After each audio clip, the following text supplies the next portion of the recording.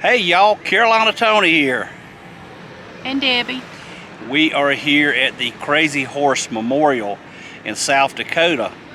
We are going to visit here a little bit, and we also have some national monuments that's going to be on this video as well, so you get more bang for your buck. This is a pretty awesome place, and we've got some more awesome places we're going to show you too. Places that I never in my lifetime would ever believe that I would be able to visit. Me too, and we're going to get started right after this station identification.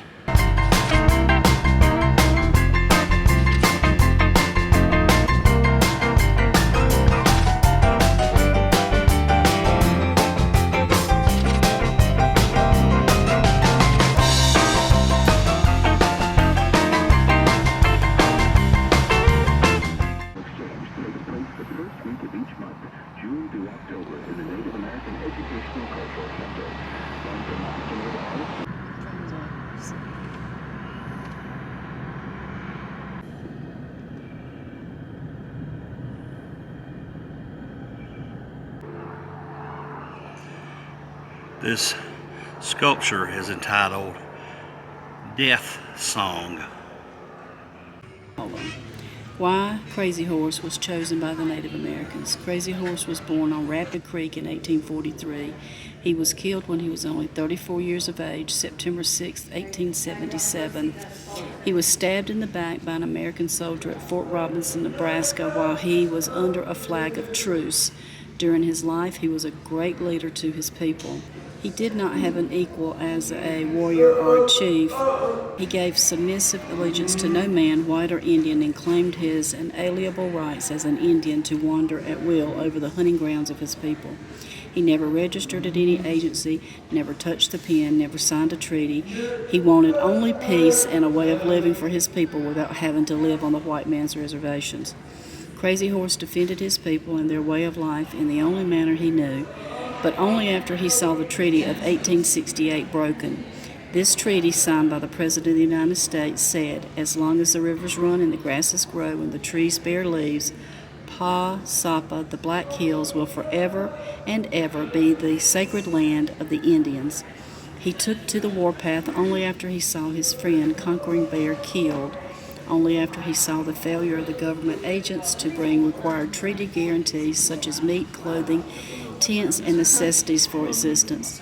In battle, the Sioux chief would rally his warriors with the cry, "It is a good day to fight, it's a good day to die." In 1877, Crazy Horse's wife, staying at Fort Robinson, was dying of tuberculosis. His only child, a daughter, had recently died of the same disease. Under a guarantee of safe conduct both into and out of the fort, Crazy Horse agreed to confer with the commanding officers. History has proven since that the intention never was to let Crazy Horse go free, but to rather ship him to the dry Tortugas in Florida. The chief had no notion what was in store for him until he entered the building and saw the bars on the windows. Right then he was face to face with the fate the white man had intended for him. He drew a knife. The fact that he had not been disarmed is a good proof that he never surrendered, and attempted to get his Indian friends outside the stockade. Little Big Man, friend and warrior, companion of Crazy Horse, hoping to avoid trouble, seized Crazy Horse's arms. In struggling to free himself, Crazy Horse slashed Little Big Man's wrist. At this point, an infantryman of the guard made a successful lunge with a bayonet, and Crazy Horse fell, mortally wounded.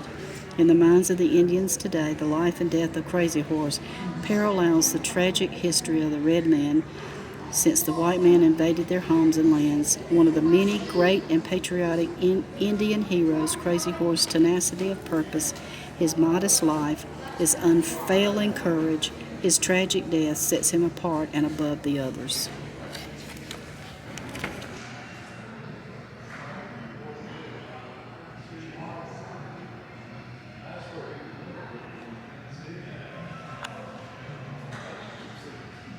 Are headed towards Devil's Tower, and that is it right in front of us. Just to give you an idea of how massive and big this thing is, that's 7 miles away.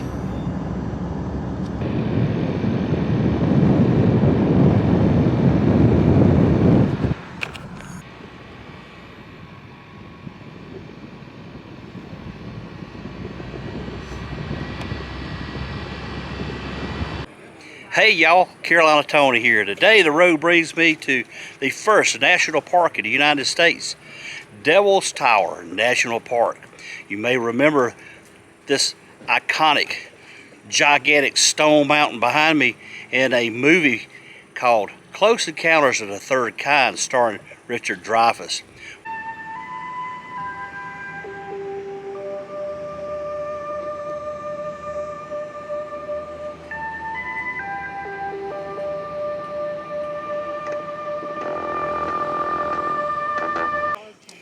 I wonder if Richard Dreyfuss knew this when he was trying to climb to the top to get to the spaceship. Wow, he could have got bitten by a rattlesnake. Measured from the visitor center to the summit, the tower is 867 feet tall. The tower is 1,280 feet from the base of its platform on the Belle Fourche River. The elevation of the summit is 5,112 feet above sea level. Devil's Tower is not just tall, it's also wide. Its summit is around 180 by 300 feet, roughly the size of a football field.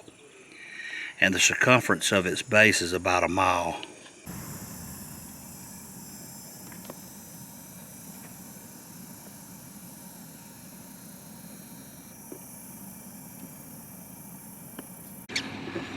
At the base of Devil's Tower is a prairie dog town. Look at them.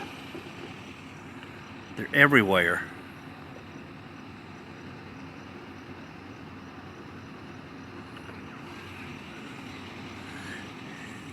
And they don't really seem to be afraid of you.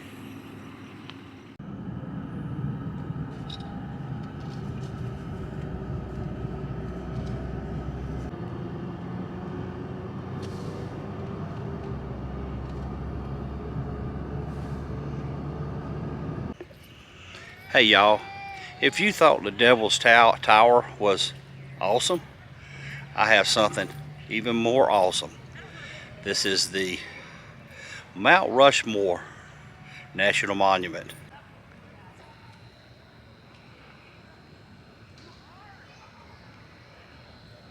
There is all kinds of parking here, multi-levels, and sort of chaotic coming in with people directing you where to come, but it's not too bad. And of course, once you get parked, there is ramps and stairs to climb that takes you to the viewing area, and a monument for all the people that worked here from 1927 to 1941.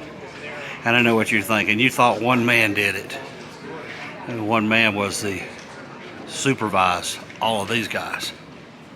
And if you come here, there's ice cream and there's food trucks and Carver's Marketplace. So there's food to eat and places to spend your money.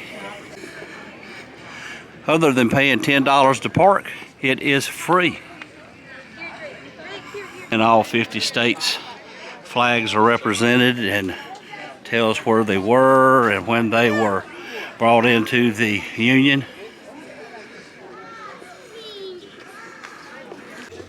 And here's our flag, the Palmetto flag, South Carolina, 1788.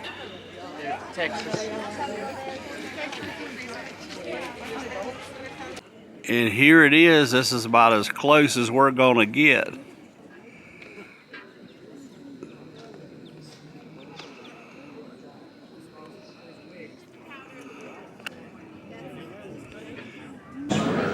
In the exhibit hall down below, there are some casts. And these casts, they were used as models when they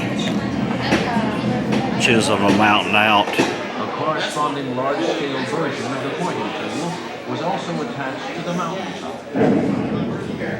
And some photographs of when they were sculpted.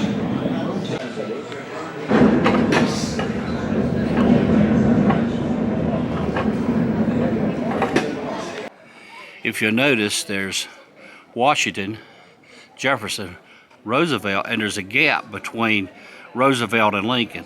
Well, there's a reason behind that. It was going to be me. but for some reason they messed up with my nose. Nobody can ever get that right, so they had to blow it out.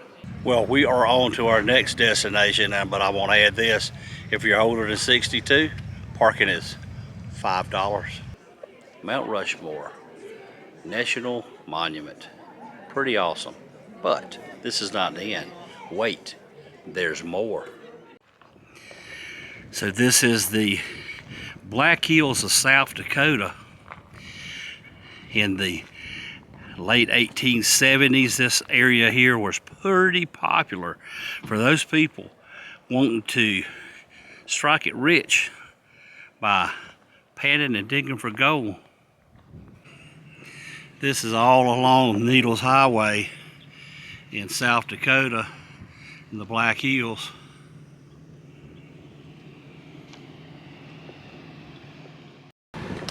This is Hood Tunnel. It is 8.9 by 9.8.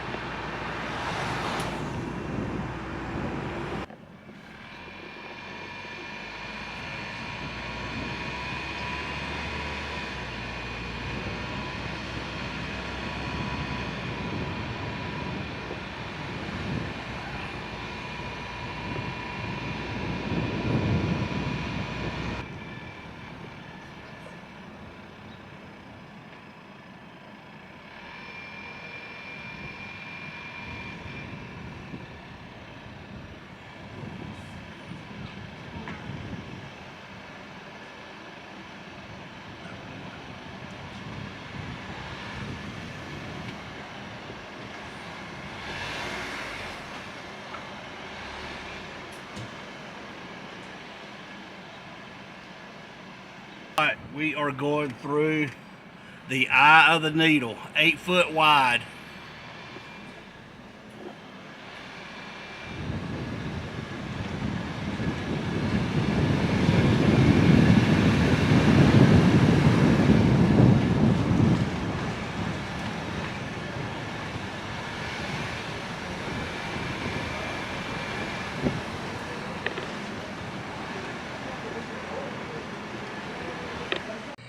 Well, that is going to do it for today. So far we have seen 2 national monuments, the Devil's Tower National Monument and Mount Rushmore, and what was the other one? Crazy Horse, but it is not a national museum. Yeah, the Crazy Horse, and the Needles Highway, which is pretty awesome.